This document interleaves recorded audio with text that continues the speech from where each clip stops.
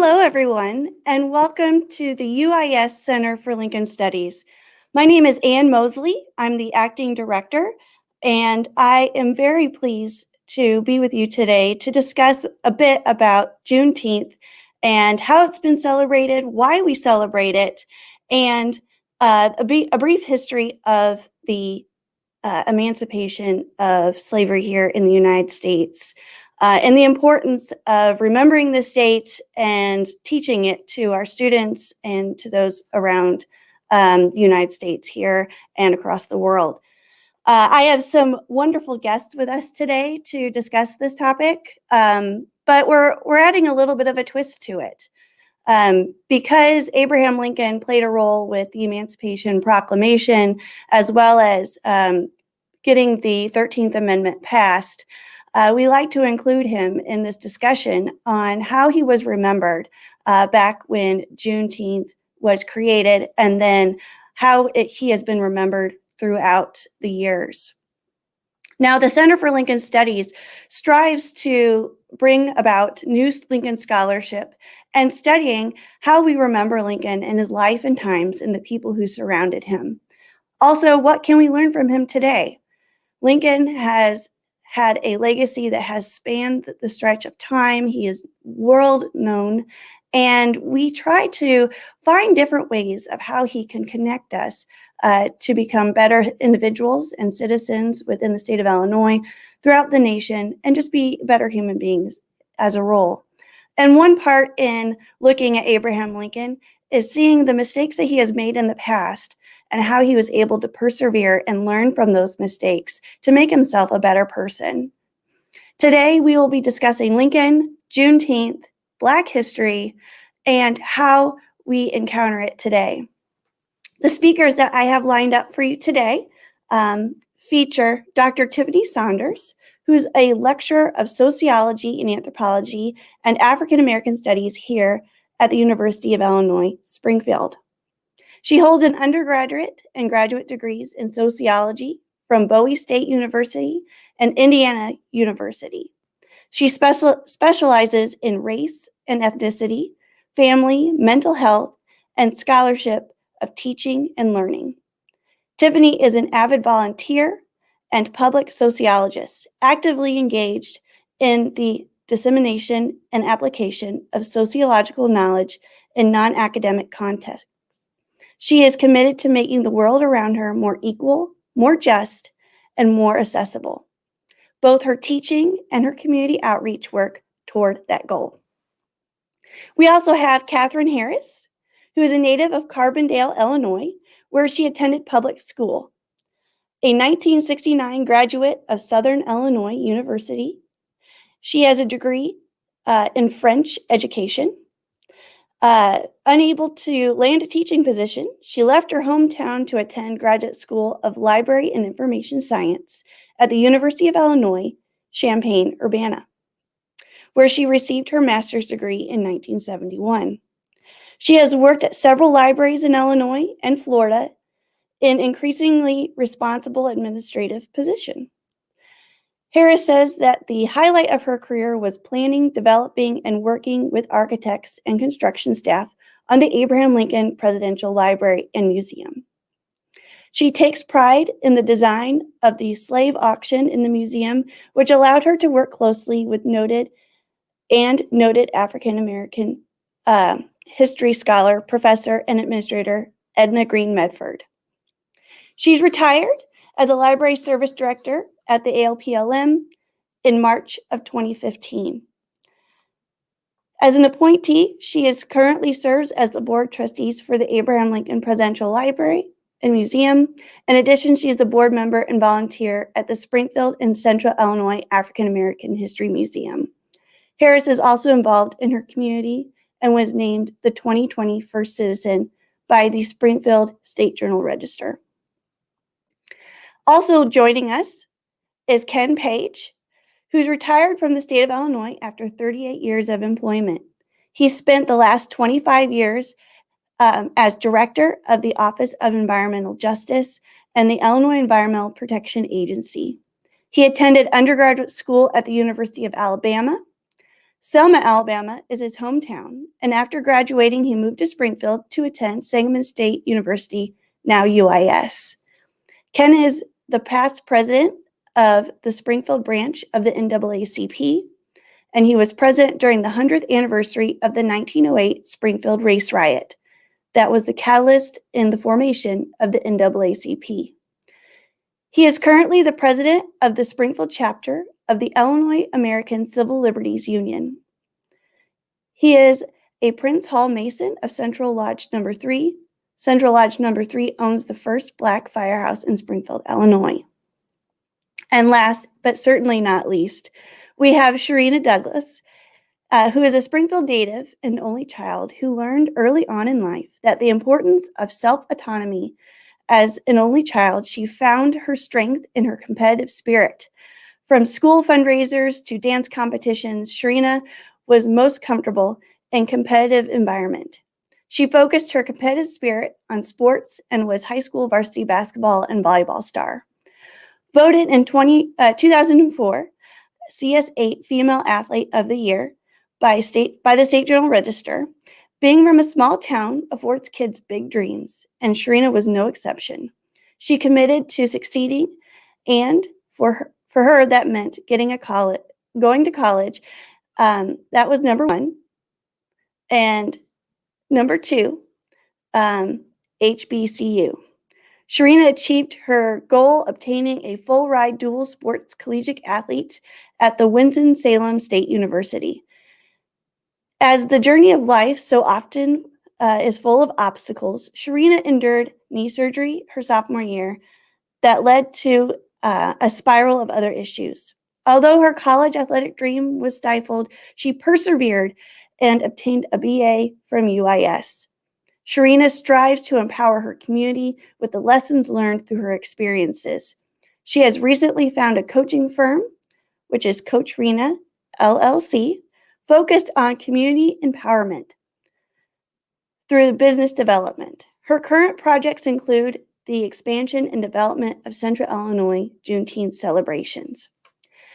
Today, we have a panelist of well-qualified individuals to discuss with us why Juneteenth, why do we celebrate it, why it's important, the history of the celebration, the involvement of Lincoln in the early years, and how our viewpoints on Abraham Lincoln have changed as well. Also co-moderating with us is Catherine Harris. And I'm going to bring her onto the stream here. Hi, Catherine. Hi, Ann. How are you today? Thank you for allowing me to be here to participate. Well, thank you for being here. Catherine, you spent a lot of time within the community. You volunteer at the African American History Museum here in Illinois. And I know a lot of us over the years have had a little bit of education in regards to slavery here in the United States and the lead up to what is now known as Juneteenth. That's been celebrated for a number of years. But now it's been made a state holiday. That was announced yesterday by Governor Pritzker here in Illinois at the Abraham Lincoln Presidential Library and Museum. So we're excited for that. But now starts the big project, and that is educating people about Juneteenth and what it means. And you'll be talking today with Dr. Tiffany Saunders. Am I correct? Yes, you're right. So I'm going to pass the torch to you and Dr. Saunders to discuss a bit about the history of Juneteenth. And then when you are done with your discussion, we are going to bring on Ken and Sharina to talk a little bit more about contemporary experiences. You ready to go? I am. All right. Hello, Tiffany. Tiffany's muted. There we go. Hi. There you go. All right. Welcome. And I'm going to pass the torch to the two of you to educate us more on this amazing celebration that we should all know and truly love. So, but before we really get started, Tiffany, I want to show you the full expanse of my T-shirt. So I have to kind of. Oh, I like that. There you go. I like that. And we're both wearing yellow. It's like we planned it, but we didn't. Right. It just happened that way. Exactly. So our audience doesn't know this, and it wasn't in your brief bio that Annie read, but I want to congratulate you on being elected to the Chatham School Board. I think that will do a lot toward increasing diversity and knowledge, and maybe even some instruction on Juneteenth can be included in the curriculum now that you're on the school board there. And that is definitely a first for Chatham, I'm very sure. So it is, and thank you for pointing that out. I don't necessarily talk about it that much. It's service, it's important to me, but yeah, it's not in my bio yet, but I will make sure that we update the bio to get that in there. So right. So, well, Anne wants us to talk about the history of Juneteenth. So I will start by reading General Order Number 3, which is the basis and the, what would you call it, the underpinning for the celebration of Juneteenth. And so it reads, General Orders Number 3, Headquarters, District of Texas, Galveston, Texas, June 19th, 1865. The people of Texas are informed that, in accordance with a proclamation from the Executive of the United States, all slaves are free. This involves an absolute equality of personal rights and rights of property between former masters and slaves, and the connection heretofore existing them becomes that between employer and hired labor. The freedmen are advised to remain quietly at their present homes and work for wages. They are informed that they will not be allowed to collect at military posts and that they will not be supported in idleness either there or elsewhere. By order of Major General Granger, F.W. Emory, Major and Assistant Adjutant General. So that says quite a bit. Do you want to talk about some of the things that is said in here and kind of maybe give a little bit more detail to our audience about that, Dr. Saunders? But I'm going to call you Tiffany. Yeah, please do. I will get to that. I think the biggest thing that I want to just kind of go back to just a little bit is we tend to couch emancipation and freedom for enslaved peoples in the Emancipation Proclamation. So the way that it's typically taught in history is that Lincoln signs the Emancipation Proclamation, slavery ends, enslaved people are freed, and they're free to go, right? And it wasn't quite that simple of a story. And that's what this particular document draws our attention to. So actually what happens after the Emancipation Proclamation is that some states were still controlled by the Confederacy. And so enslaved people couldn't be actually freed until Union soldiers arrived, provided notice of the Emancipation Proclamation, and then in effect said that they were free as a result of that notice. And that's what this document is drawing our attention to. And so the document, speaking specifically to Galveston, and we talk about Galveston in this discussion of Juneteenth, because it's a far western part of Texas.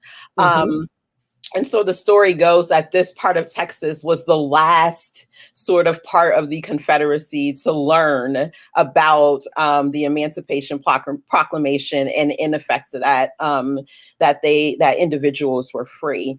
And so I think, to your earlier discussion about my appointment to the school board, it's sort of bigger than that. I think this is couched in some of the legislative mandates that have come out in our state as well about proper teaching of history more broadly, but then proper teaching of African-American history specifically. And so I think what this document does and what, celebrations of Juneteenth and education about Juneteenth draws our attention to is the fact that we have a lot to learn in terms of history and that there's a long way to go in terms of how history is actually taught in schools. I like to think that students learn this when they get to college, when they get to higher ed, but we would hope that they would learn this before then as well, right? Because not everyone goes to college. So then you end up with an aspect of our nation, of our community, of our neighbors that just don't know this. And so that's why I'm really happy to be part of this conversation today, happy to see some of the leadership that's happening within our state on these issues and the discussion that's happening at the national level as well. That was a long answer. But it was a very good answer. And you said also at the national level, and you can correct me if I'm wrong, if anyone else on the panel who have not appeared on the screen yet. But did I hear that this was also made a federal holiday to be effective in 22 or 23, one of them? Yeah, so I can't remember if we're all the way there, but I know that we're at least halfway there. Right. I was paying more attention to what was happening in Illinois yesterday, for full disclosure. So I did read that something was happening at the federal level, but the details are not as clear for me. But I bet when the others join us, someone will know the specifics there. So I certainly hope so. And getting back to General Order number 3, however, I wanted to just comment on what it said to me, that the freedmen are advised to remain quietly at their present homes and work for wages. Do you know if any of that really happened? It really did not. So what's been really nice is there are some first person accounts in the Library of Congress. So you can go and listen to those first person accounts of enslaved persons. And one of the things that I think that's worth noting in those first person accounts as well is they talk about sort of the slave owner coming back to the big house or to the plantation, so to speak, and never mentioning a single word about the Emancipation Proclamation or even the surrender of the Confederacy to the Union, right? So they don't mention a word about it. And they allow enslaved individuals, enslaved people to keep working for free, even though they know that they are technically free at that point, right? And so, or should be. So it's just a very interesting, I think, thing to think about in terms of communication and how communication and access to information is associated with power. And we talk about this a lot, as sociologists, how having information, access to information, puts you in a position of power over other people. And I think this is a very classic example of that. But there is no evidence of individuals, at least in those first person accounts, actually being paid for their work. In fact, there's a lot more evidence of finding loopholes to keep people working for free. So that our audience will know, I think that you are talking about the Library of Congress slave narrative collections, right? I'm not sure if everyone knew exactly where to look in the Library of Congress, which is very vague. It is. Very vast, rather, even online. And many of those slave narratives have been printed off and are available. I have one of slave narratives from slaves in Missouri, because that's about as close, unless I lived in Kentucky, lived further south than I would get Kentucky slave narratives. But I thought that was so that our audience can learn more about what it was like after emancipation. I would also like to comment that Juneteenth is also called Emancipation Day, Freedom Day, Jubilee Day, all of those things. it also ties in how we come up with the idea of watch night, kind of, sort of, which is December 31st. And watch night came to pass as folks were, quote, watching for the release, unveil, whatever you would care to call it, of the Emancipation Proclamation to be effective January 1st, 1863. Tiffany, perhaps you can also I have my own idea as to why it took so long to get the word all the way to Galveston. I have heard that, there were folks who wanted to be sure that they got their last crop in or planted or whichever the situation was. Now, is that just an old wives' tale, or is there any validity, or what are your thoughts on that subject?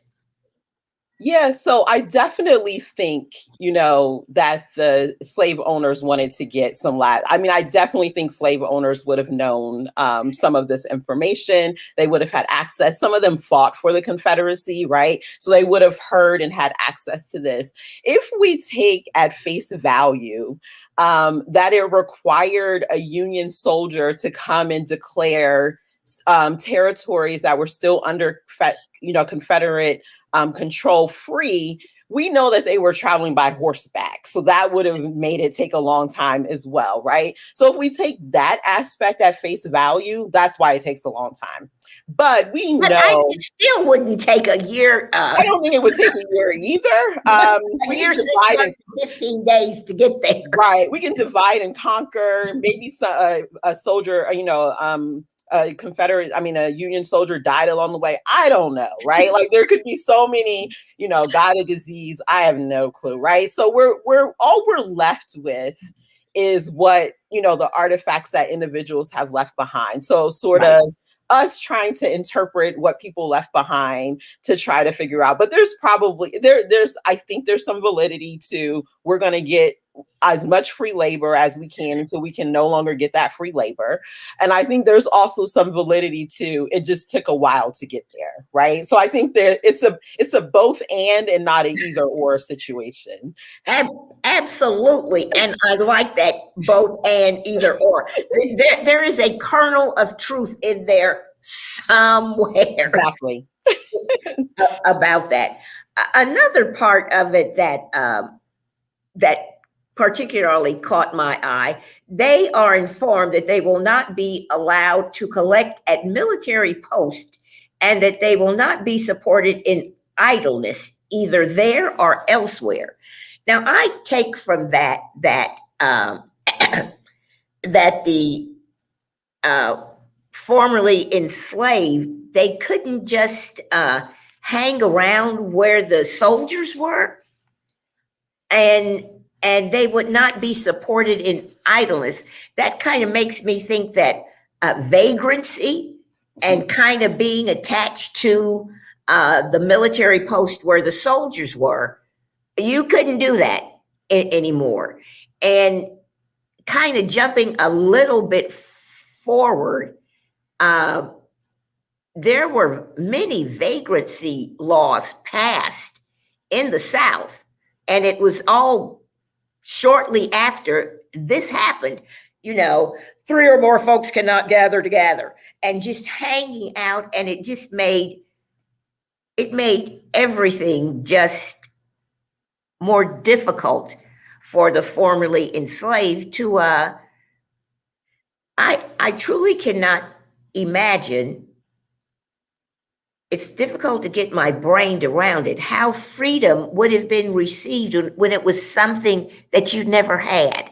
How do you grapple with that?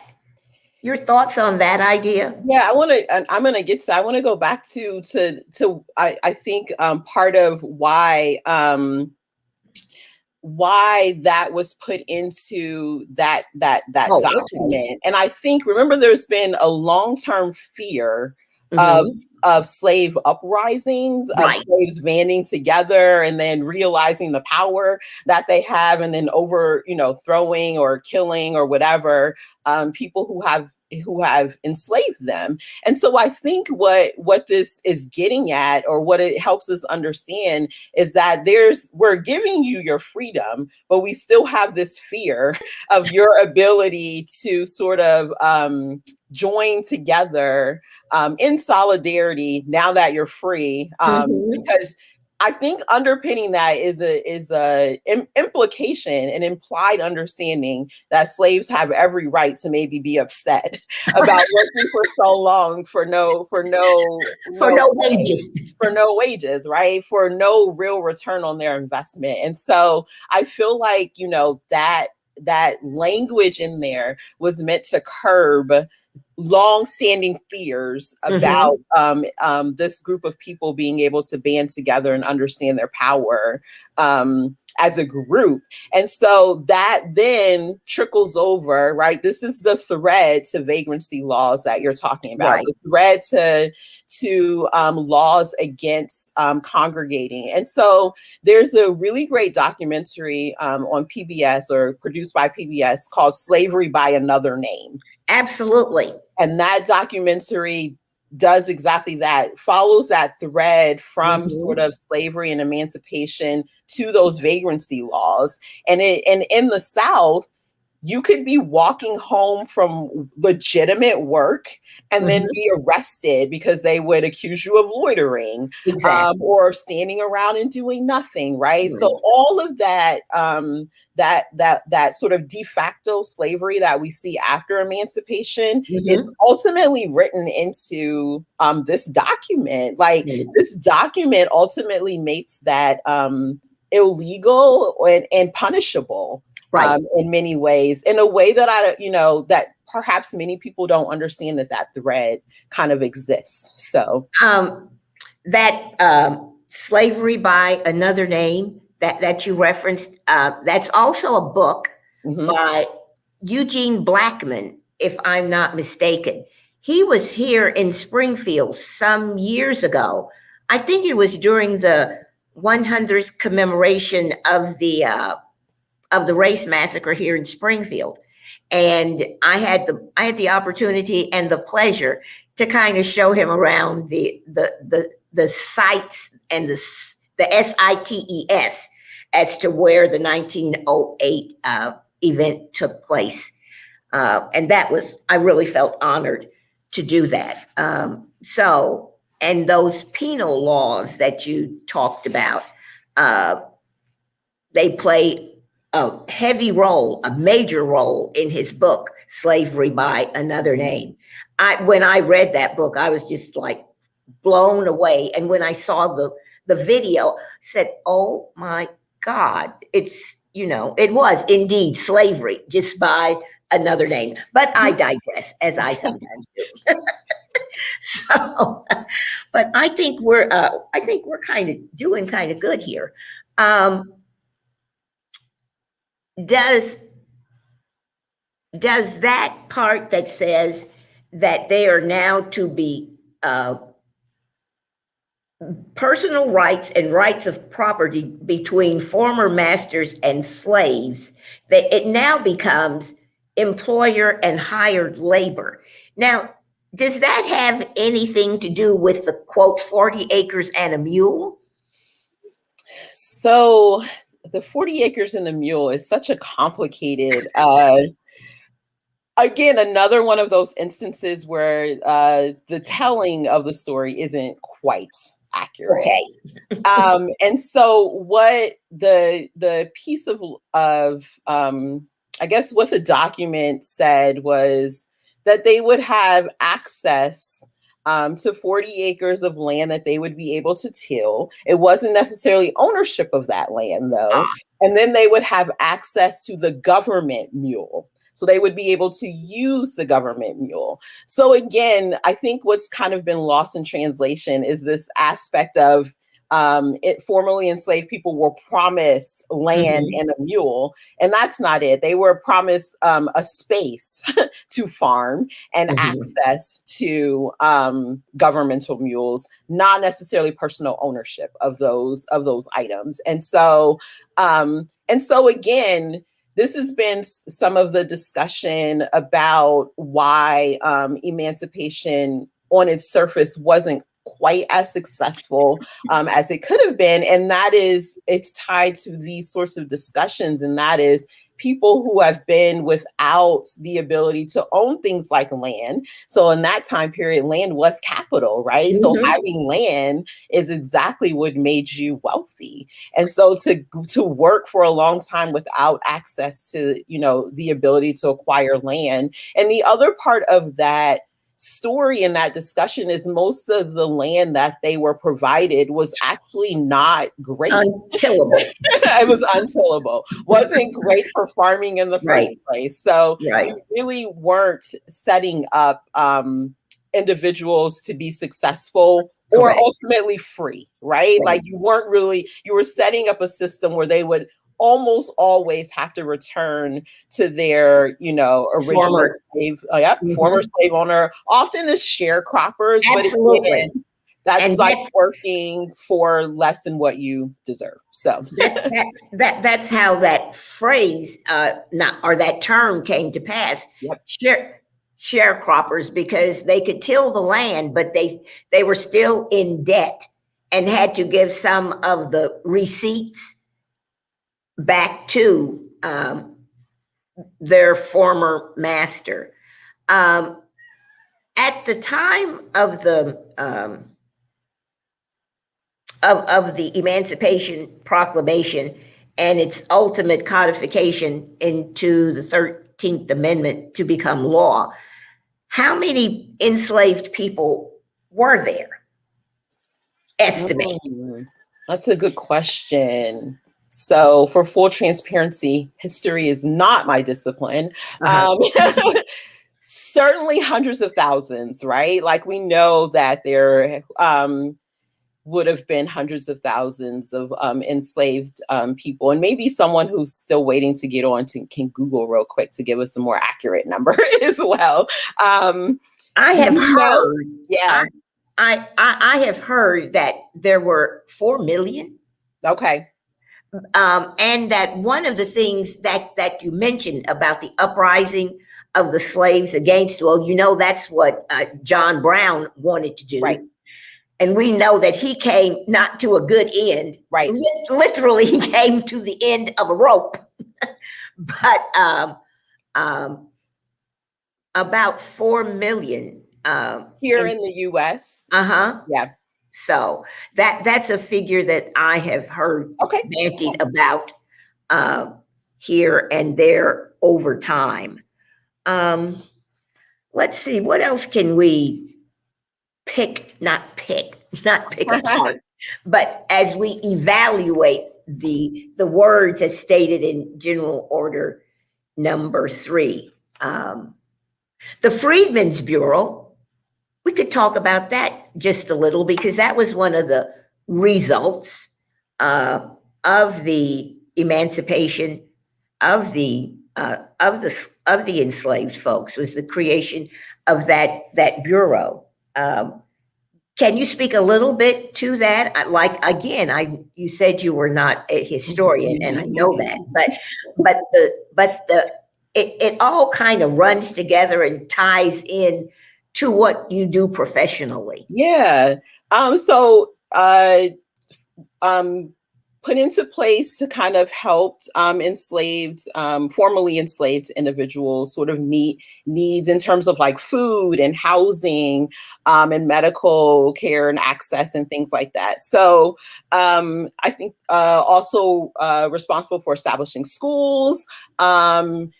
I think there's some evidence too that they sort of provided legal assistance for some of these sort of more egregious infractions after the Emancipation Proclamation. They helped to try to settle some of the land. So some of that land that we were talking about with the sort of 40 acres and a mule ideology, they sort of helped settle some of that land. So that really they sort of became an early community resource, is the best way I think to think about it. That's a good way to describe it. I never thought of it like that, but it's like our 211 number here in Springfield. Exactly. If you need community help, call 211. So Gee whiz, that is a thought.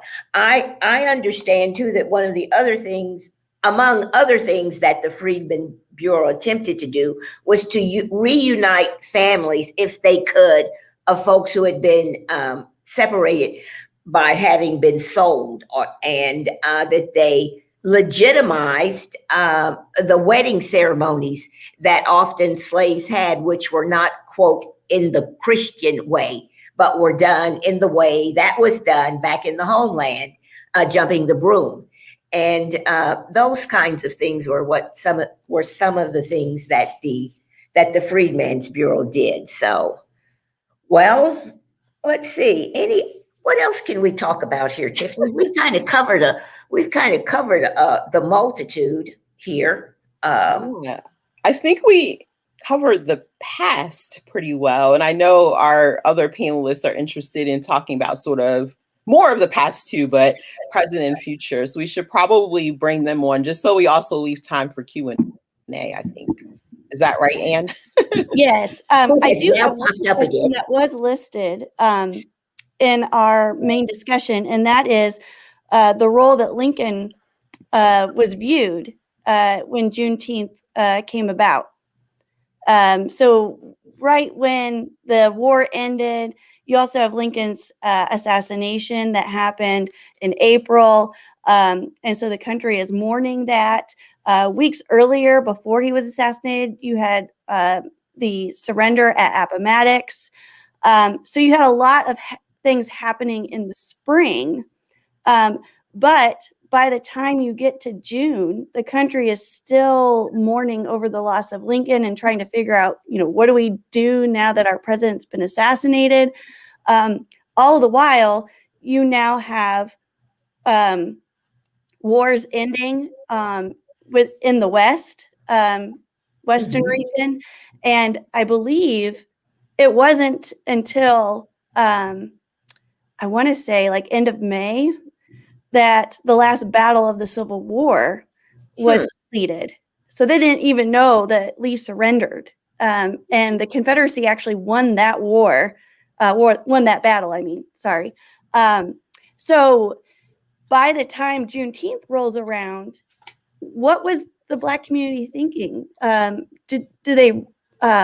they sad over the loss of President Lincoln? Do they connect Lincoln to Juneteenth? What was the feeling there? That was. I'll take a stab at that. The loss of, quote, Father Abraham was felt very much in the African American community at that time, because he was looked at as a savior and the great emancipator is what he's called even today. And so his death in April did cause a lot of concern. Are we going to be re-enslaved potentially? That would be a legitimate stuff. That could have been a legitimate action by his predecessor, if he chose to do that. Could revoke the Emancipation as well as the 13th Amendment by executive order, I suppose. Or that could have happened, but we're glad it didn't, of course. So, well, the reason why I bring that up is because as we progressed through the study of Juneteenth during this panel discussion, here specifically in Illinois, around the turn of the century, specifically June 23rd of 1905, the Illinois Colored Historical Society was created here in Illinois. Not many people know about it because there's not a lot of documentation and primary source material that support it. But within the minutes for the Illinois State Historical Society, they have a special section for the Illinois Colored Historical Society. And this was a group of individuals who was afraid that colored history would not be remembered in the state of Illinois. That's why this society was created. Also, they were created in preparation for the 100th anniversary of Lincoln's birth, which would take place in 1909. And then that would, Lincoln's 100th anniversary, Catherine, as we both know, the ALA was created. Right. But it's also the year that the NAACP is created. Absolutely. So all that leading up to it, and it centers around Lincoln quite a bit. And so as we go on this journey discovering Juneteenth, it'll be interesting to see how the Black community responds to the legacy of Lincoln in the midst of all this, because in the national narrative, he tends to take a huge role. But I'll bring Ken and Sharina on so then we can add more to this story. And I'm learning a whole lot from the two of you, and I know that they have a lot to add here as well. Well, hey, Ken Page. Hello, everyone. Hello. Hey, Sharina. Hello. How are you? I am good. I would like to get this in right away. Juneteenth is a holiday in Springfield. It's a holiday in Illinois, as well as the federal level. At the federal, I thought it was. Yes. I knew it was in the works. It is. It is now. Thank you very much for giving us that update, Ken You're Page. most welcome. Thank you. Okay, so where do we start? Annie, do you have an opening salvo to throw out to? I do. So I knew I could count on you. So Catherine and Tiffany talked about the history of Juneteenth briefly, and the movement out to Texas and the Midwest. And this is where I'm calling in you, Ken, and Sharina, to give us kind of growing up with Emancipation Day, Freedom Day, Juneteenth. I know that the four of you all have your own unique experiences with this celebration from childhood to today. So let's talk about our childhood remembrances of Juneteenth. What do you remember of that? And also tell us where you were, if you can, because I know we were all in different locations. And I know that we also remember different eras and different times, to put delicately. So who wants to go first with their earliest remembrance of Freedom Day? I will. I grew up in Selma, Alabama, in the Deep South. I grew up in the 60s during the Civil Rights Movement, became of age during the Black Power Movement. So, and I remember Emancipation Day at my church. It was an afternoon program where we had speakers and they had food. And I do remember that. And I also remember that during the 60s, it kind of took a back seat to the 60s, the Civil Rights Movement. And I think it became popular again during the Black Power Movement. You know, it brought it back. So, you know, I had all of those things working toward my childhood and growing up. But I do remember the church was important in the commemoration and celebration of Juneteenth. And if I'm not mistaken, in Galveston, they raised the money through the church to have that first celebration. It was that $600 or whatever they raised in Galveston in the Black church to put on that celebration. So, but it was and I went to segregated schools until 9th grade. So I don't remember us celebrating it in the school, which was right down the street, but I know we had it at the church. It was an afternoon program. And growing up, being a member of the NAACP as a child, we had emancipation celebrations as well. So that led into the Freedom Fund dinners and things with the NAACP.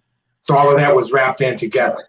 So, and I know Sharina's going to have, but I would like to say, and I'm glad, Catherine, you mentioned Jubilee, because I remember hearing Jubilee, but now Selma, Alabama commemorates Jubilee. And in March of each year, it commemorates the 1965 bridge crossing from Selma to Montgomery. So it's called Jubilee. And so, you know, that's a huge event where all of the elected officials, as well as presidents, The only president that has not attended since Jubilee started was the 45th president. Yes. And but every other president has been there. Every other elected official on every side of the aisle has been there. That's a huge event. And Right. now with Juneteenth, you're going to have, in March, you're going to have Jubilee. And in June, we have Juneteenth and Selma. So I love going back for Jubilee. So I'll have to go back for Juneteenth, I guess, or stay here. It's kind of hot there for Juneteenth, but it was important to us. The church was really important for us on Juneteenth because we had an afternoon program and they had a dinner there as well.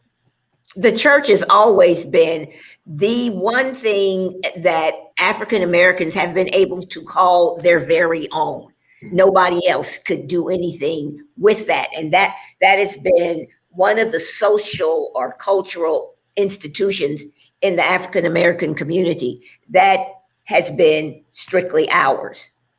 And having programs and teas and all of that kind of, and dinners, you know, picnics. That was something that I remember growing up in the African American church. So, Miss Coach Rena, hey, what do you remember, or do you, until you got so involved with Juneteenth 2020 or Juneteenth? Oh, no, I remember. I'm born and raised in Springfield, so I remember the festivities very well. Springfield, we normally, ours was outside of the church, so much different than Ken's experience. Mm-hmm. Ours was a lot more community focused. So as a child growing up, I just remember a big party in the park. This is really the start of the summer. You know, the end of your summer as a Springfield kid is the Illinois State Fair. But Juneteenth was your beginning. This was usually when you got to see friends back from school being let out if you haven't seen everyone. And it was just always something to do family friendly for us. Honestly, though, as a kid, I really didn't understand the importance of Juneteenth until I got older. But for me, it was just we're going to Juneteenth. Yes, every year we're going. Well, so are we gonna dance, or are we just gonna play ball? For me, I was a basketball player, so I was trying to run and do something like that. But for the most part, I was just trying to have a good time and congregate with friends. Do you remember if there was any kind of official program that acknowledged the significance of the day? Now, I'm sure there was. The older I got, I realized, yes, there were colored troop enactments. I do believe you would be around, Miss Harris. The older I got, the more I paid attention. But honestly, as a young child, I remember music, food, and a lot of fun. And I think that's important for us with Sharina, you know, that those festivities. And I think it is going to take on a new meaning now. We're going to have those celebrations and commemorations, but we're also going to look at those things that we still have yet to conquer. And I would like to throw this in there. You know, Congress just passed making Juneteenth a national holiday, but Congress did not pass the George Floyd Criminal Justice Reform Act, nor did Congress pass the John Lewis Voting Rights Act. So I just want to throw that in there for my listeners to know that. And we will not forget that. Dr. Sanders said it well, that most African American history is taught later, after secondary, after high school, right? A lot of people don't go to college. And so with Juneteenth becoming a holiday, now people have to say, well, why Juneteenth? Why is it a holiday? And like we all say, we know from knowing our history that Emancipation Proclamation was not an instant freedom. It was not instant equality. It wasn't even much of anything except for allowing those that were enslaved to become free, because actually, right, it didn't even abolish slavery. So if we really look at our Constitution, slavery still is legal. So I think it's about when I keep talking about the 12 steps towards healing. When Alcohol Anonymous usually go through this. The first step is acknowledgement. Second step, acceptance, right? That's exactly what it is having the holiday, is the acknowledgement of it. and acceptance of our past as Americans. And that in itself, acceptance and accepting and acknowledging our nation's past with this quote original sin. I mean, we're still working on that today. So, I mean, and we all know that there are many more bridges to cross than the one at Selma, of course. I say that figuratively, of course. But there is much work to be done still. Right. One thing I'd like to add, Catherine, as a student here from Central Illinois, I graduated from Glenwood. So Tiffany, here's some of my Glenwood education that I got. So back in the early 2000s, when you were learning about history, Juneteenth was not brought up at all. It was not mentioned. You covered Civil War history, but normally you would study the big events. So you would go up to the War of 1812, and even with that, you only talked a little bit about it. And then you automatically would jump to 1860. You miss the snowball effect that takes place between 1812 and 1860. Throughout that whole time, you have the Missouri Compromise, you have the Kansas-Nebraska Act, you have the Fugitive Slave Law, you have a whole new section of the United States joining. And then you also have the issues with Texas at the time. And so all these different things are happening, and the slavery issue just keeps being pushed under the rug constantly. But you also have this up-and-comer, Abraham Lincoln, who lives in the North, which is free, but it's still very racist.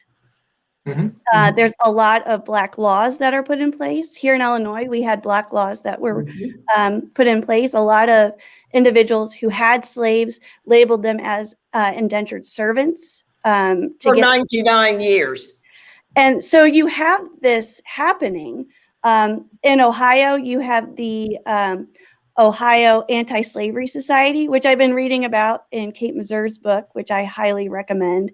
And so you have the North, and we've always viewed them as this is where the abolitionists live. This is where, the good people live because we were against slavery. But we forget all the other underlying issues that the North had during this time. Well, just look at us presently. We assume that Illinois is a blue state, but we're really a red state. Thank God for Chicago. Well, and in the midst of that, you have Lincoln being brought up in Illinois, where he lived a quarter century of his life. And you look at his earlier speeches and some of the rhetoric that he uses to connect to the Illinois people. Whereas today, if we look at it, it's like he is making some very racist comments.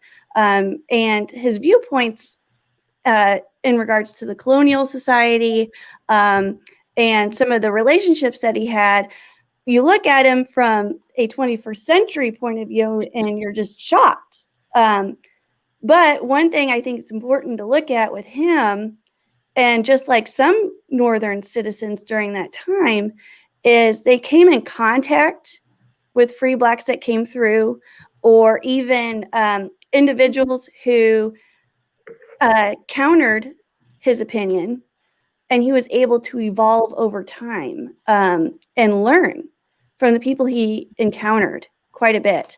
And so he eventually got there, which in a sense gives us a little bit of hope, right? Because it allows us to, like you said, Sharina, acknowledge that there was a problem, that there is a problem still, and steps working towards a better understanding to make sure things like this don't happen again, and try to break down those biases, which I'll turn to Tiffany in regards to that, since you have the sociology background. I don't have that. But you don't learn all this till you get to college, which is a big problem. But with Juneteenth being a holiday, it opens up so many doors now. And I think that Lincoln is an example of progress. I just want to say that those doors are open, but we also have to just be really cautious about how we talk about it and be intentional about making sure that it still ends up in the curriculum. Because one of the sort of tricky things about this is that it's in June, so it's in the summer. So a lot of kids are actually not in school anymore. Right. So there's still the opportunity to not teach it if you don't really want to, right? Because a lot of the education, or at least the way we framed it and the way it works now, is happening in the schools. So it's either we, get it into the schools around the same time that we're talking about July 4th, for example, or, we just have to be intentional about where it's going to show up in the curriculum, or we're actually not making quite as much progress in this area as one might think if we're relying on schools to do the educating, right? So I think that's kind of worth, pointing out, but also having discussions about as, school districts, communities, associations putting together curriculums for schools, et cetera. So at whatever level this conversation needs to happen. Basically. Well, that's why museums are important, right? Because that way we can incorporate them into our institutions and organizations. So centers like ours can continue that by incorporating it into curriculum that teachers can use during the school year that will branch over. But also in museums where they design exhibits that center around social events. And what's important to note here, and what I'm excited about personally, is there's an organization called Made by Us that has created civic season that goes from Juneteenth to July 4th. That encourages us to celebrate our country's independence, but also learn that there's still work to be done. And paring down that civic season allows us to recognize that we really have 2 Independence Days. Mhm. Talking about where it could be incorporated, since Juneteenth does come when school is out. That little short month they give us come February, maybe it could be included in the curriculum at that time. So at least the students would have heard of it, because they will not be in school in the middle of June in lots of places. No, I definitely agree. I just want to put that out there so that we're having a conversation and thinking about that as we move forward, because again, I think there's a real danger of not making as much progress as we anticipate with it, right, by being placed in summer. So go ahead, Trina. I saw that you wanted to say something. Sorry. Oh, no, I was just going to support the conversation and saying that it's an easy way to incorporate it when you're speaking about the Civil War or about Emancipation Proclamation, just to give a real in-depth, thorough, concise understanding of what it is. In the spaces, I've talked to county board and the city council in the last 2 weeks, and I bring up to them that Emancipation Proclamation was a presidential order. And we're in 2021, and we all know how presidential orders are taken, right? And so if we think about it like that, then someone's freedom, right, was based off of the citizen there and how they felt about President Lincoln, and they agreed with what he stood for. And I think there's a lot of conversation that can be had, a lot of dialogue could be had. And I think this would lead to a lot more civic engagement of our students. If this conversation is had, this is a conversation that can be easily had at elementary level. Of course. And you know that, Serena, you're very right, and Tiffany, about making it part of the curriculum, because at the 100th year anniversary of the 1908 race massacre here in Springfield, the schools had never even discussed that. That was Springfield, it was almost non-existent. Swept under the rug. I went to and we brought it up. Only way I learned about it in high track history. And so that's when we brought it up, that, it should be in the schools. And then, you had this whole thing like, how do we bring it to the schools and make it palatable to people? I mean, it's really weird when people don't want to discuss something. How do we whitewash it? No pun intended, right? Yeah. You know, how do we whitewash this? It's a race massacre. How do you whitewash somebody being lynched? I'm not exactly sure. Well, kids should not see this, but do you know the irony of that, right? Springfield Public School District is having a hard time teaching it. However, I student taught in the parochial in Catholic Springfield Catholic Diocese schools, and it is in their curriculum. Oh, wow. I think it's going to come down to teachers and how they would like to incorporate it into the curriculum. And it is a difficult topic to talk about, but it's an important topic to talk about. And from my understanding, Black curriculum is actually going to be added to Illinois curriculum within the coming years. And so I think those are kind of the beginning steps of getting it incorporated. And students are already aware of some of the violence that is already going on today. So talking about lynching in schools, that's going to be a topic that's going to have to be discussed because it's almost like today's shootings that happen.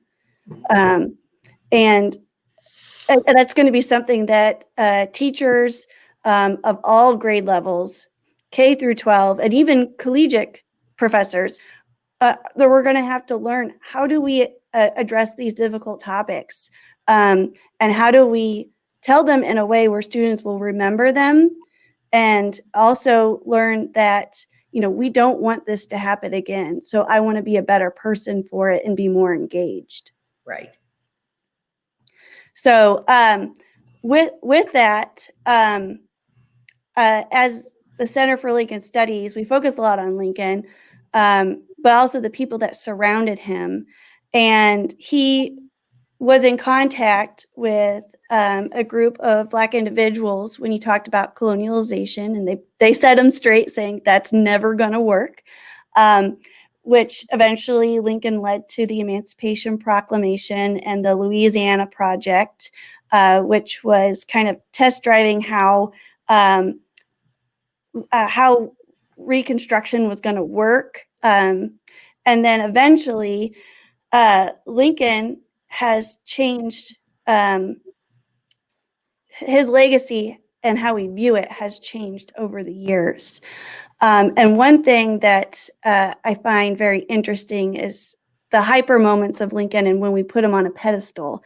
Well, nowadays he's starting to kind of be taken off the pedestal a little bit. So I think they're being taken off of pedestals around things that happened, the colonizers and the colonized. Yeah. And so I think what's really interesting, and I think will provide a lot of insight to Lincoln scholars, people who write about him, to find out, you know, what does the Black community think about Lincoln today? What are their thoughts? And maybe, you know, just like anybody from any background, what are some of the misconceptions do we have of Lincoln today as well? Would you be so kind as to address some of that? Well, I would like to say this about Mr. Lincoln. I have a lot of respect how he spoke, and his writings were everything about that. I enjoy that. But I think as we evolved as a people, as Black people in America, you know, during that time, the Emancipation Proclamation, you know, and its purpose and what it intended to do and what it did not do, and knowing that Lincoln was not the great emancipator, did not deliver us, did not come in and on this white horse and deliver us from all the evils of slavery. You know, the 13th Amendment, you know, ended that whole thing of chattel slavery. But you know, Mr. Lincoln is very well liked throughout the world. You know, and I'm happy for Springfield because they get the tourism dollars. You know, I've never gone out to rub the nose of the statue, but I respect him for the things that his writings have been. Some of this stuff is really great. But we know as a people, as Black people, that those things did not happen for us. And I grew up in the Confederate states, and my ancestors were there, and I know what happened. And we know George Floyd, with all those people in the up north, up south, which is north of the Mason-Dixon line, thinking everything was great. They had no idea the Confederate statues and everything in the South. And every name of buildings and institutions were named after Confederate generals and Klan leaders. People in America was just like, oh, I did not know that. But I, from the South, knew that the Edmund Pettus Bridge, the march from Selma, that bridge was a Confederate general as well as a Klan leader. So, but the people up south, but you know, that whole thing is like, oh, we knew none of this. We thought it was just great, this great utopia in the South. And Lincoln had created this, and you guys were just so happy. You were still, if they even asked you to pick cotton again, you would be happy to do that. But we knew of those things in the South. We knew about everything in the South. So when people start seeing those things come down and them changing the names of those things, they were like, Ken, I had no idea that the South was like this. I said, well, the South was very different. Y'all thought the Emancipation Proclamation, Lincoln had to, even after everything was done, when went after the 13th Amendment, they paid reparations to the slave owners in the South to say, hey, because you can't work them anymore, we're going to give you some money from losing that free labor. So, you know, I don't know why America was just, and I don't know why America was just like, I can't believe all of this stuff was in the South. And it's like, believe it. And a lot of it is still in the South. Say that. So, and up south too, Ken. And the up south as well, yes. Right. Well, I will say that in our schools, we don't really learn too much of it. And I'm hoping that in the future we'll be able to be more educated about it. So then we don't come back and say, I had no idea. It's an important history to discover. So one of the conversations that I have with students and with Catherine, because a lot of times they start with Catherine, because I always feel like there's always something new to learn and to better understand. And to hear the real feelings about Mr. Lincoln, because growing up, we were always taught that he was an amazing person, which I still think he's a great person, and was able to evolve. And that's why I think I like him so much, is the fact that he came across people who did criticize him, and he was okay listening to them. And he, a lot of times, took their advice. And he was able to grow from that. And so by using him as an example of, yeah, I don't know everything, so I need to listen to people around me who've experienced it, so then I can better myself. So what are some other thoughts that you think the community has on learning about Lincoln and being okay with it? And I know, Catherine, you're a part of the Abraham Lincoln Association. Yeah. And I know a lot of people ask you, well, why are you a part of the Abraham Lincoln Association? Right. Indeed, people have asked me that. And it does, for me, it gets to an appreciation of his evolution. And I also keep in mind that he was a person of his times. And most folks in the 19th century, the 1800s, in Mr. Lincoln's time, if you were white, you were racist, more so than not. But Mr. Lincoln made some steps, not only personally, I believe, but for the nation to move forward. And if you read the proclamation closely, it really doesn't free the slaves. It only frees slaves in certain states, those states that were in rebellion. And a lot of people don't realize that, you know, so it's there's still lots to know. While I have the floor for a moment, I want to bring to the attention of our audience this, well, I guess it's last week's issue now of the Illinois Times, which has a whole bunch of good information for John Q. Public about Juneteenth, and it lists all of the events that are going to be taking place. And Sharina Douglas, there you go, Ken. And Sharina Douglas is greatly involved in a lot of the events that are coming up starting tomorrow. Isn't that right, Sharina? Tonight. Oh, tonight. Okay, Thursday night. Okay.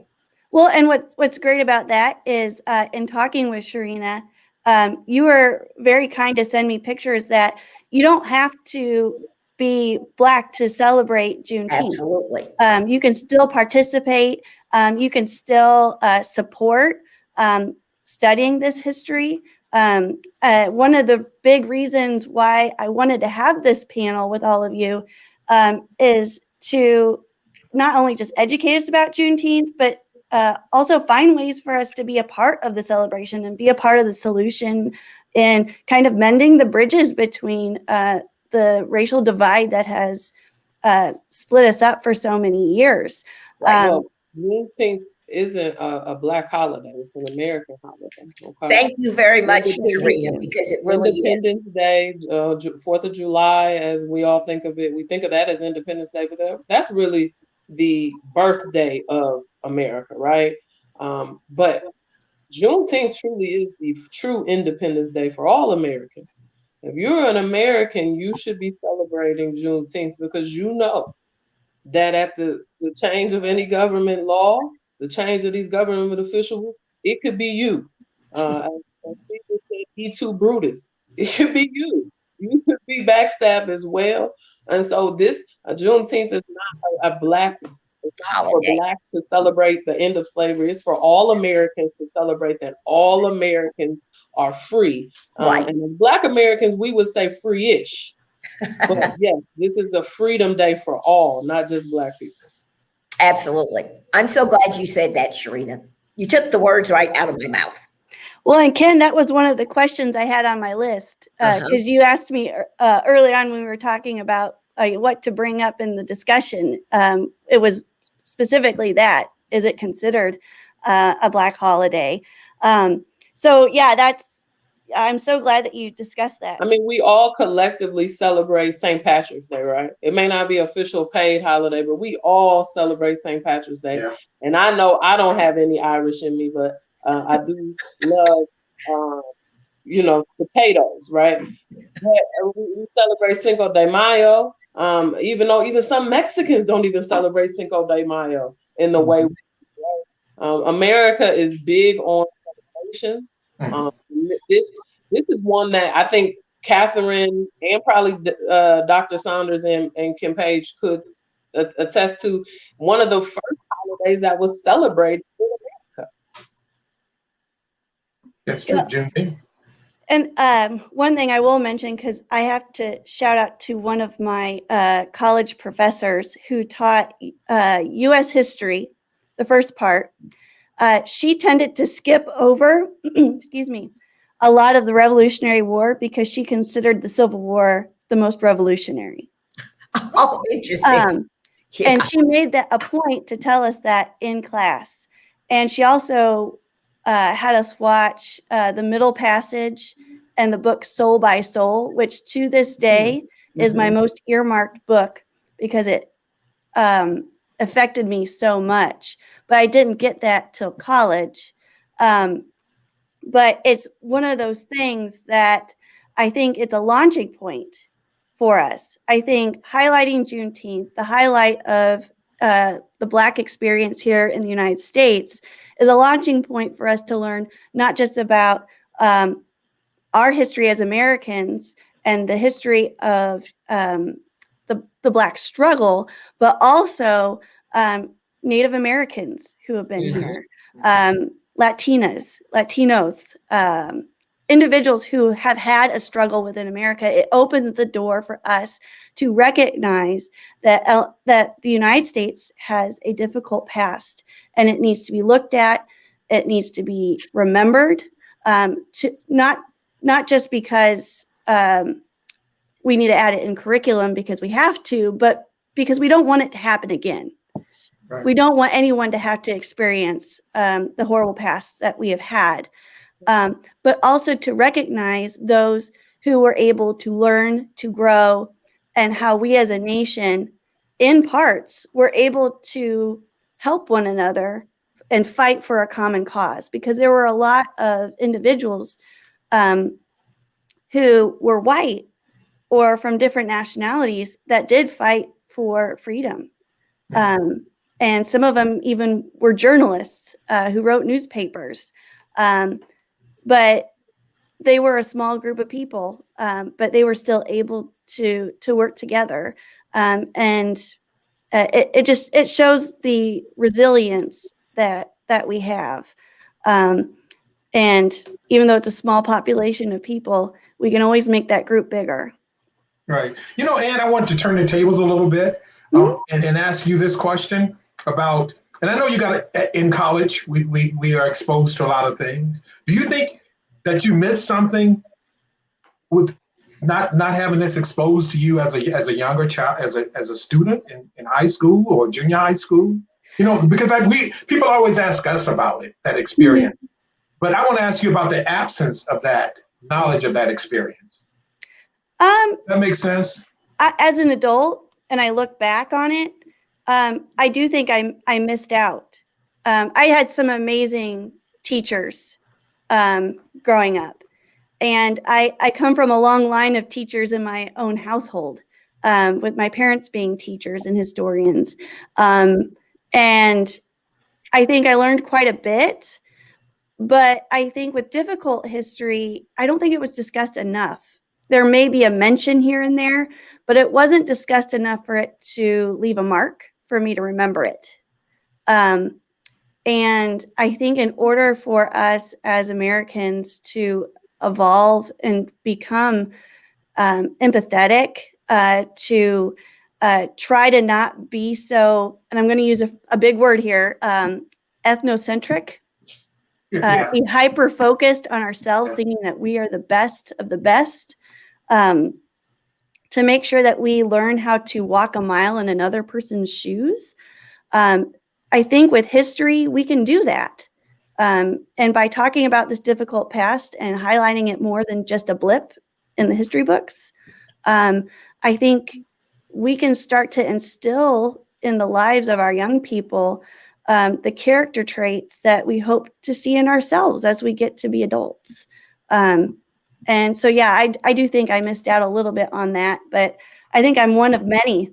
And you can either grow up and eventually learn it and evolve, or you miss out and you tend to be very centrally focused on your upbringing and how you were taught, and you can't evolve over time. It makes it really hard because a lot of barriers are put up. So you turn out two different ways when you miss out. Yeah. And I'm curious, do any of our, I hope we have lots of viewers today. Do we have any questions from any of our viewers or comments? Well, as of right now, we don't have very many comments or questions. Oh, okay. Well, if we don't, I have something else I can add. Talking about evolution of Mr. Lincoln and how he evolved, and our own and consideration of July the 4th versus Juneteenth. I remember Frederick Douglass's speech about July 4th. What to the slave is July 4th. Right. And if you look at that and what he said, it was like 1857 or 8, somewhere along in there. And if you read that speech, it will cause you to give some serious consideration to the kind of world that he lived in, and then juxtapose it about, well, how far have we come? How far yet do we have to go? So I just thought I'd kind of throw that in there for Tiffany. You're nodding your head in agreement. Yeah. So I teach a freshman seminar on the American Dream, and we talk about the idea of where the American Dream comes from, but also complicate that idea and sort of situate sort of the first instance of that idea in the Declaration of Independence, right? Because that's sort of where they outline what the dream for America is. But then we juxtapose that with that speech by Frederick Douglass to just basically drive home the point that there's the contradiction, or as you called it earlier, sort of the original sin was built into that very document. So you're declaring freedom while owning slaves. It's the biggest I don't know, cognitive dissonance that could ever maybe, I don't know how really to describe it, but I think about the cognitive dissonance that it must have taken to write that kind of document while also owning people, right? While preventing people from being free. So yeah, we spent some time, and this is where I became acutely aware of differences in what students show up to college with, right? Because some students this is profound for them, like they've never even thought about this before. Whereas for other students, they've had to think about it and they've had to live it and they've had to lots of time to kind of digest this sort of this juxtaposition. And so I'm nodding because I'm very familiar with that speech and tend to include it in my class every single fall to basically highlight this idea of two Americas is not new. It's really been built since the foundation of our country. And so that, some of us have the privilege of not having to recognize that, and others of us don't. I'll just leave it at that. There you go. And that speech for the audience, it was given July 5th, 1852 in Rochester, New York. And to piggyback on what you just said, Dr. Sanders, people don't know really, right, just the effects or how deep racism goes. I don't even think people realize, and I didn't realize until doing the research on the Freest timeline with Illinois State Museum, that Springfield, Illinois, since the inception, before Illinois was Illinois, there were slaves right here in this land, right here in this city.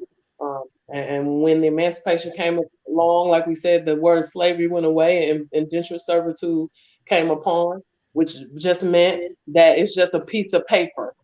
Right, and that I agreed, quote unquote, to work for your land for this, to be indentured for this time. But I didn't really realize that it was here from the inception of the first founders had slaves. Major, it's intertwined in the foundation of who we all are.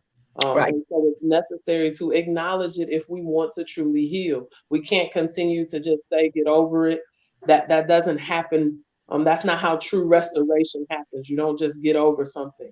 You have to acknowledge, accept, and then take the steps towards restoring. I would like to give a kudo to you, Sharina, for that timeline that you and your colleague put together. I'm looking forward to seeing it in its final format at the State Museum. So I thank you for that. Now, Sharina, would that be at the State Museum with the other exhibits? It is outdoor on the patio, so you can visit it 24/7. Right. Okay, got you. Thank you. It will be up until the beginning of July.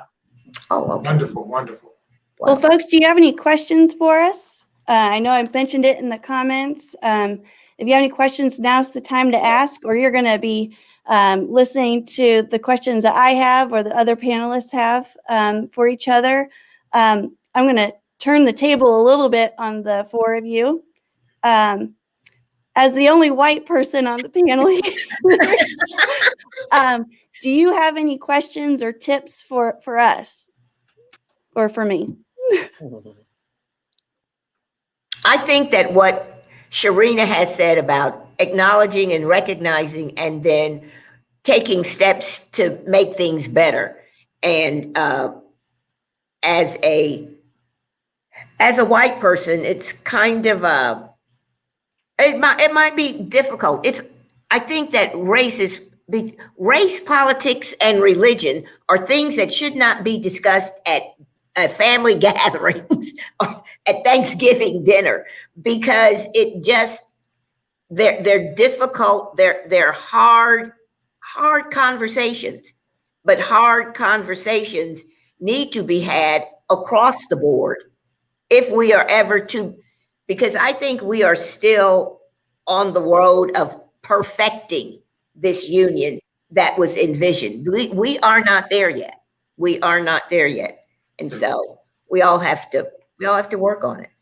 True. And then I would strongly suggest that if you're dealing with the issue, when people that are not Black people that are in that issue, race comes up, I always tell people to remove yourself. Don't claim ownership of it. Be like a third person in it so you can look at it better. Because then they claim ownership, like I did something. This came, the legacy of it. There is a legacy, but do not make it your own. Stand outside of it and look at it and work with it. Because if you're sitting there and you're claiming it, well, I have this privilege and everything, which that's good to acknowledge, but in order to properly address it, and Tiffany probably, you need to stand away from it, because once you claim ownership, then everything that comes with it is going to pile on you. So that discussion get mired down into that whole thing of privilege. My foreparents did this and that, and then that discussion goes. And Catherine, you also you forgot to mention over drinks as well. When you're drinking, do not mention that. It goes nowhere quick. Well, folks, we actually have a question, so I'm really excited here. Robert Birch has a question here. Would you speak to this being a Black American thing as related to African? Wait a minute. So I think it kind of goes with the question I was going to ask you, because I asked Catherine this question. So you have some people who say African American, and you have some people who say Black. Mm-hmm. Catherine, you gave a wonderful explanation to me before to help me better understand it. But can you explain the difference between the definitions of African American and Black, the meanings? Because I know that there are some people who get offended if you say Black, and then there are some people who will say African American to be safe, but then that also upsets some people. So. But I want to say, I know Catherine is going to chime into this. There's only one other name that you cannot call me. Well, there are two. One starts with an N and the other one is colored. Well, and Catherine, that's what I was going to mention, because I knew you would mention that. But I did a show and tell once for students with my birth certificate. Because the evolution of how we call Black folks in America, on my birth certificate, my parents are colored. Are they? And I'm a Negro. My parents are colored, and I am a Negro. People don't realize that.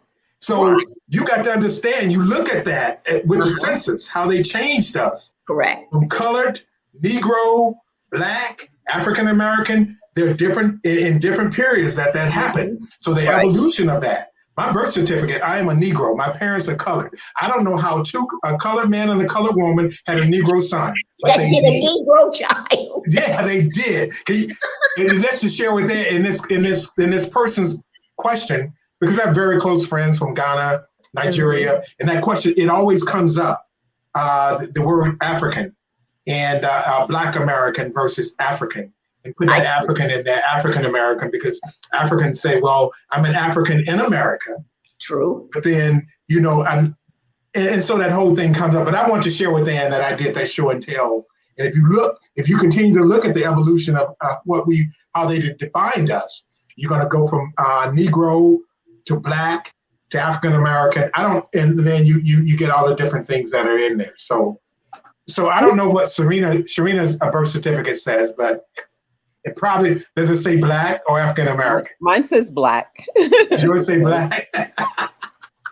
See, But African American is a term steeped in politics as well. Like groups fought to have that term recognized as opposed to Black. So I think that that's important to realize as well. So I think the way that we understand it today is separated from the sort of history of groups fighting. Like this comes out of this is like after Black Power movement and all those other things where there was really this notion and understanding that being Black was something to be proud of. And I'm not saying that African American takes away that pride. It doesn't. But I just want us to remember that this was a fight. This was a groups fighting to get that particular term used to describe a group of people instead of couching everything in sort of in terms of color. I mean, that's where we moved to using Caucasian instead of white, Asian American, so like this was all part of that framing of race. That I think we can't detach from history. So even when I have friends who are from who can either directly from Africa or can at least more directly trace their lineage, and this often comes up in those circles too. And so I think that it's important for the diaspora of Black persons to understand that history in terms of why we're using in some circles African American, right? So like to understand that sort of political fight, I think is really important as well. So, all right, thank you. Thank you, Tiffany. All right, Mr. Birch has another question for you. How can you access Sharina's timeline as you're out of state? So for those who are out of state, how can they access the good research you've done? I actually do believe that Illinois State Museum will be live streaming the exhibit tomorrow at 4 p.m. I do also believe Illinois State Museum has it digitally on their website. So if you check Illinois State Museum, you should be able to see that information. Excellent. Well, I know that there are a lot of amazing things happening here in the Springfield area that are not just for this weekend, but there's been a lot of improvements, a lot of movements that have been happening throughout the past year in regards to gaining more of an awareness. But I know that all of you are involved in some events that are happening this weekend. So I want to give you all an opportunity to highlight the events you're involved in and what we can hope to see this weekend, even tonight, and what more we can learn. Well, I would like to ask Sharina, because we had the big question. The ACLU participates in the Juneteenth parade. But we want to know whether or not we can hand out candy this time. I know you're thinking this, but no, that was a huge question because we cannot do candy this time. It's against our insurance, but you can hand it out in the park. In the park only? Oh. Yeah, but not along the parade route. It's against our insurance.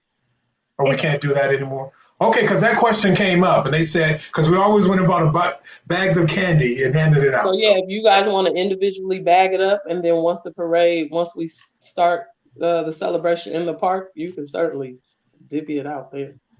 I do appreciate that. Thank you. We will be there, but thank you. I appreciate that. Mm. So, I mean, there are a lot of things happening. So, obviously tonight is the Levitt Amp, I think, concert that many people know about. I am also tonight participating on a panel that's hosted by the UIS Center for Public Policy and Leadership and the Illinois Legislative Black Caucus Foundation. So you may know that the Illinois Legislative Black Caucus just passed or are pushing forward pillars that they are interested in upholding and seeing progress in, specifically within the Black community. And so we will be joined by Senator Lightfoot to have a conversation about those pillars and then to really discuss in part the history. So this is a sort of historical context of focusing on those specific areas, but also kind of the implementation of that in terms of present day. So what types of programming or what does programming look like today in different communities that sort of address and get at those pillars. So that is also happening, unfortunately, tonight, and at the same time as 11 a.m. But that just means you have lots of options during this. It's good to have weekend. options. I think so. I think so. Right. So then so Friday, we are having a rally or town hall on freedom, or what we're entitling Free-ish Town Hall at the steps of the Illinois State Capitol, which is just really a time to really inform the public more on what is Juneteenth and why it should continue to be celebrated across all cultures. And then we, as Juneteenth Inc., are culminating with the 2-day festival in Comacox Park, starting with our Unity Parade that Ken was speaking to, which starts at South Grand and MLK, and we will march into Comacox Park. This year we have a lot of bands, Capital Sounds, Dexter O'Neill and the Funk Yard from Peoria, Tiffany Mathis and the Bad Boys, Fantastic Jones Singers, as well as Sunday, we are having Church in the Park conducted by Kingdom Authority.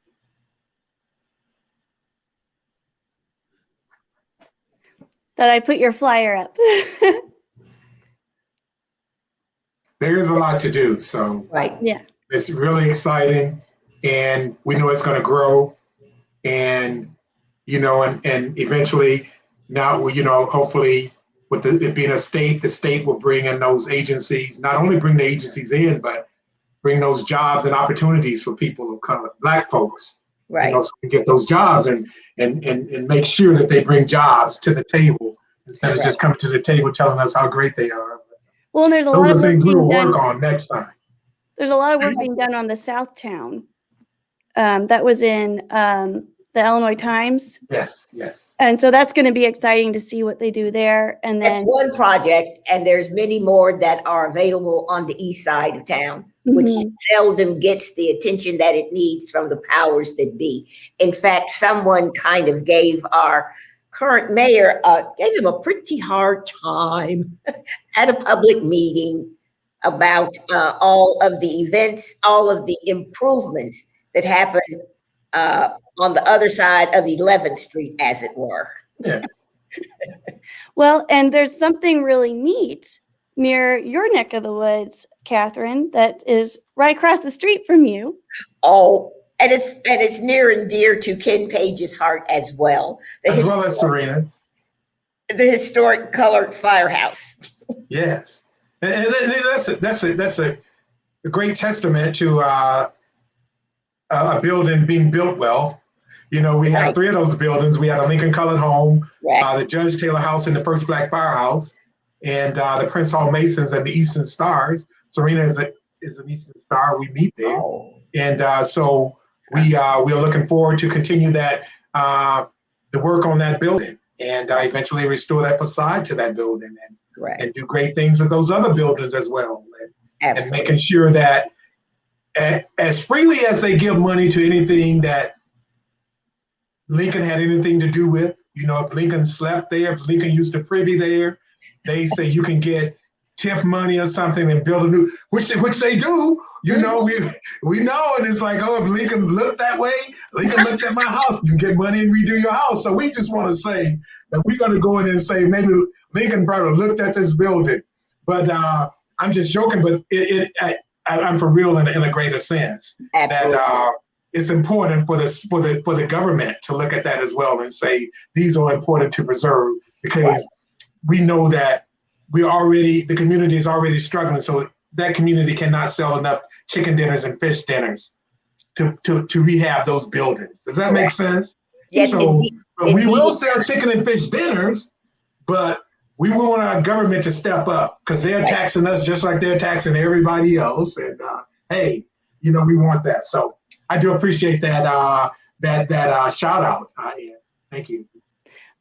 We also have at the Illinois State Museum another exhibit that they're putting together that was put together by their staff. Wrong screen. The wonders of technology. Oh, yes. Gotta love it. Here we go. What? Okay. There we go. Ha. Yeah. Okay. So the Illinois State Museum's Noir exhibit showcasing art that will highlight local artists here and Black history and how it's kind of melded together. So you have that to look forward to as well. Right. So there is a lot to see, a lot to do. I know other states are putting together some programs. If you have any questions in regards to any of the programs going on this weekend, feel free to take a look at the Juneteenth Inc. Facebook page. You can also see it on the African American History Museum here in Central Illinois. There's a number of talks and exhibits that are going on at the moment there. And then, of course, at UIS, we always have something going on. You're more than welcome to look at our community events calendar. And there's a listing of programs there. I am very glad that we had this conversation. I hope it continues outside of just this virtual discussion. It is a tough conversation to have, but it's an important one. And as we know with Mr. Lincoln, he had tough conversations, and sometimes they had to be brought to his doorstep to have a conversation about it. And so it's so cool to have change makers here within this group of people, and I hope to meet more of them as we go to the events this weekend. So thank you all so much for joining me today and having this conversation. And I look forward to celebrating Juneteenth with all of you this Saturday. All right, then. Thank you. Happy Juneteenth. Happy Juneteenth, everyone. Oh, I have one more thing. I think Hallmark needs to get a card for Juneteenth. Well, and I want to mention that we need to be very careful of big companies and big box stores capitalizing on Juneteenth. I would suggest anybody listening, go and buy your T-shirts and everything from those small vendors that have always printed T-shirts. Right. And always supported that, because I'm sure that Walmart, Target, and all going to have Juneteenth out of the wazoo, and that's unfortunate, because it's going to take away from those little small businesses that really need that money. And Sharina, when they go to the Juneteenth Inc. Facebook page, there is a listing of Black-owned businesses on your page. I believe so. There are flyers in that Illinois Times. There's a Black business directory in there. Right. If you're looking for Juneteenth shirts, we are selling them. You can email juneteenth@gmail.com and we will get a shirt to you. Right now, there's $10 for a free-ish since 1865. Right. That's what we need. That's what we need to purchase. We need to drop our money into those businesses struggling. Thank you. And happy Juneteenth again. And yes, happy Juneteenth, everyone. All right, then. Thank you.